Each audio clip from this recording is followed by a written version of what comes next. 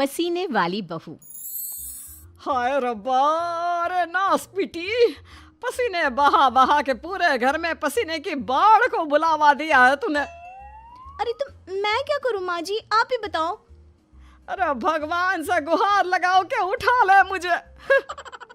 ये कहानी है अक्षरा की, जिसे शादी के पहले से बहुत पसीना आता है, फिर चाहे वो गर्मी हो या बरसात हो या फिर ठंड हो, शादी तो जैसे तैसे हो जाती है। अक्षरा के पति रणवीर को ये बात पता नहीं होती कि अक्षरा को इतना ज्यादा पसीना आता है, और ना ही उसकी सास कौशल्या और ससुर ब्रिजमोहन को पता था।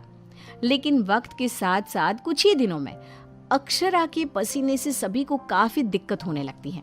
तो चलिए होते हैं रूबरू इस पसीने वाली बहू से। बहू, अरे ओ अक्षरा बहू, कहाँ मर गई? क्या हुआ माँ जी, बोलिए। अक्षरा पसीने से लदी हुई थी और उससे बहुत ज्यादा गंदी बदबू आ रही थी, जिससे सभी अपने नाक पर हाथ रख लेते हैं। हाय रब्बा, इतनी गंदी बदबू तो गटर की भी नहीं आती है। सीरियसली यार अक्षरा, तुम्हारे पसीने की बदबू दूर दूर तक आ रही है। तो मैं किसी बर्फीले इग्लू में बैठकर खाना नहीं बना रही हूँ। इतनी गर्मी है, 2 मिनट गैस के सामने खड़े रहो तो पूरा पसीने से नहा लेते हो आप। इतनी भयंकर गर्मी है, अगर इतनी प्रॉब्लम है तो लगा लो ना रसोई में भी एसी। हाँ हाँ लगा लेते हैं। वैसे भी तेरे मायके वालों ने हमें ट्रक भर के नोटों की गड्डी जो दी है, हैं? क्या बात करती है। मैं भी चूल्हा चौका कर चुकी हूँ, लेकिन इतना पसीना मुझे तो कभी नहीं आया। ऐसे ही एक दिन कौशल्या देखती है कि खाना बनाते समय अक्षरा के माथे का पसीना टपक कर कढ़ाई में गिर रहा है। हाय रब्बा, अरे करम जलियों की महारानी, ये देख देखिए, तेरे पसीने की टंकी का लीकेज बह के अब हमारे खाने में भी टपक रहा है। अब अपना खारा पानी तू नमक के तौर पर इस्तेमाल करेगी क्या हमारे खाने में? माँ जी, मैंने जानबूझकर नहीं किया है।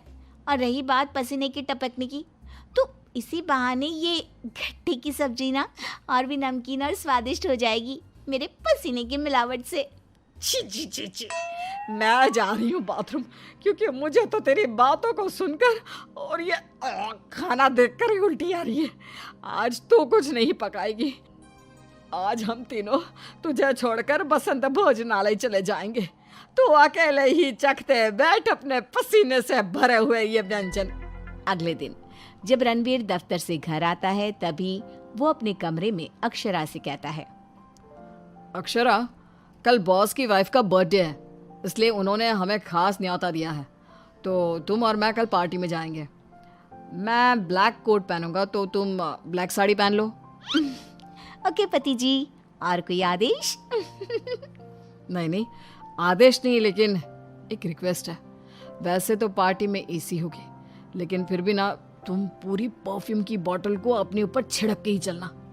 एक क्या, मैं तो कहता हूँ अब 5 चाय बोतल को छिड़क लो ना, क्योंकि अगर किसी ने तुम्हारे पसीने की बदबू को सूंघ लिया ना, तो फालतू में सीन क्रिएट हो जाएगा वहां पर, ठीक है? मुंह टेढ़ा करके अक्षरा जवाब देती है, ठीक है, लगा लूंगी, खुश।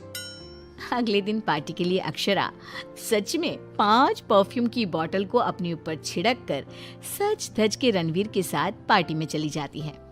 पार्टी में एसी थी, इसलिए पहले के 15 से 20 मिनट तो कुछ भी नहीं हुआ, लेकिन उसके बाद से जो अक्षरा को पसीने छूटने शुरू हुए कि बस वो पसीने से भीग कर गीली होती ही जा रही थी, और उसकी बहुत गंदी बदबू भी आने लगी, जिसको सुनकर पार्टी के गेस्ट आपस में बात करने लगे। अरे ये इतनी गंदी बदबू कहाँ से आ रही है? शायद किसी के जुराबों की गंदी बदबू है ये। जुराबे नहीं, मामला कुछ और ही है जनाब। इतनी बड़ी 5 स्टार पार्टी में पता नहीं कहाँ से घुस गया कोई गटर का कीड़ा। तभी रणवीर अक्षरा को धीरे से कहता है, तुम्हें कहो तो ना, परफ्यूम, पाउडर और साबुन से 10 बार नहाना।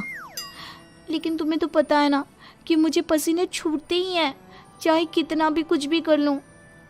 और उनकी ये बात बगल में खड़ी एक बूढ़ी औरत सुन लेती है और वो बवाल मचा देती है।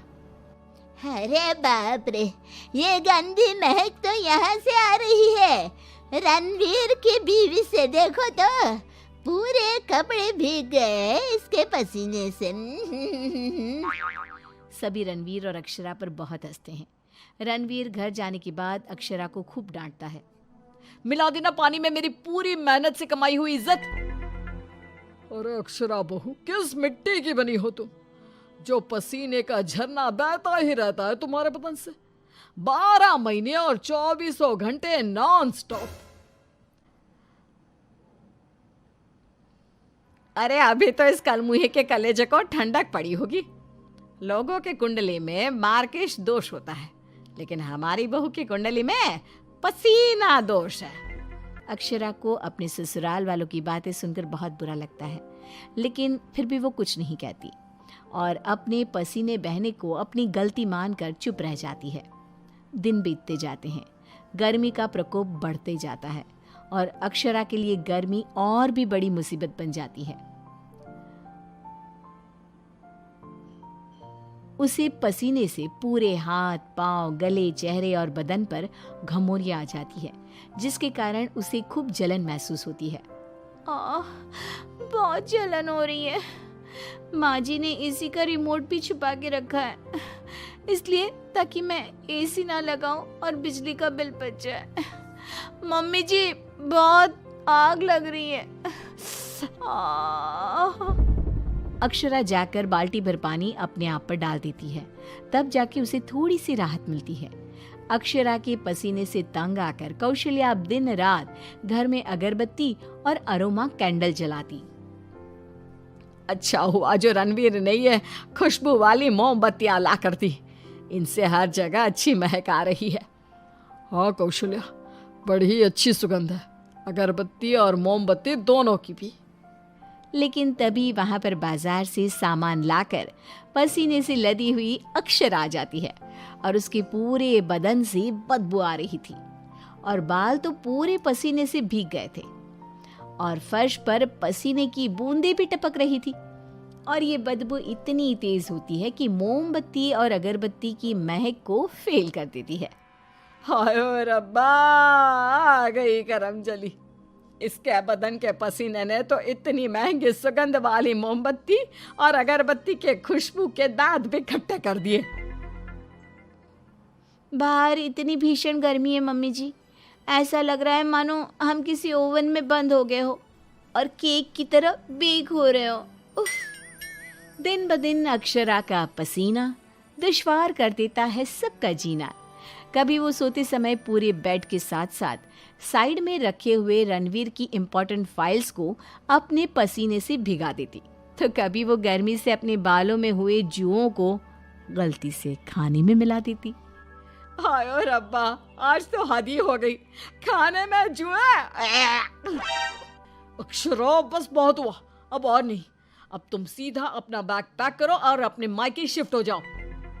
बिल्कुल सही कह रहा है रणवीर, हमें नहीं चाहिए ऐसी पसीने वाली बहू। अक्षरा रोने लगती है और कहती है, ठीक है मैं चली जाती हूँ, फिर कभी इस घर की दहलीज पार नहीं करूंगी, बाय। अक्षरा रोंदी सूरत लिए घर से निकल जाती है। शाम में जब रणवीर अक्षरा के मायके फोन लगाता है, तब उसे पता चलता है कि अक्षरा तो अब तक घर गई ही नहीं। इस बात को सुनकर रणवीर, कौशल्या और ब्रिज मोहन तीनों डर जाते हैं और चिंताग्रस्त हो जाते हैं।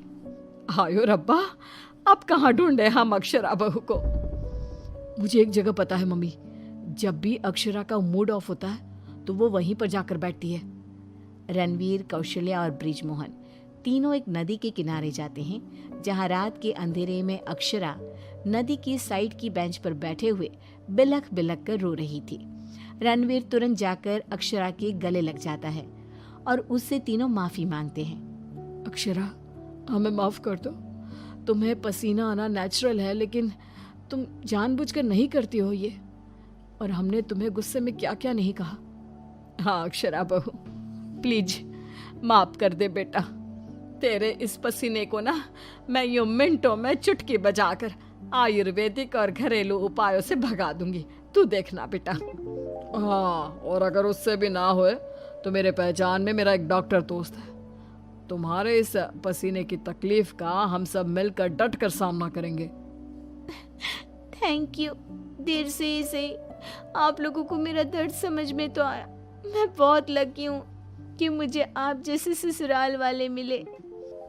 इस तरह ससुराल वाले आयुर्वेदिक उपायों से अक्षरा के पसीने की तकलीफ को मिटा देते हैं और अब उसे मामूली पसीना ही आता है और वो एक सुखी और चैन भरी जिंदगी बिताने लगती है।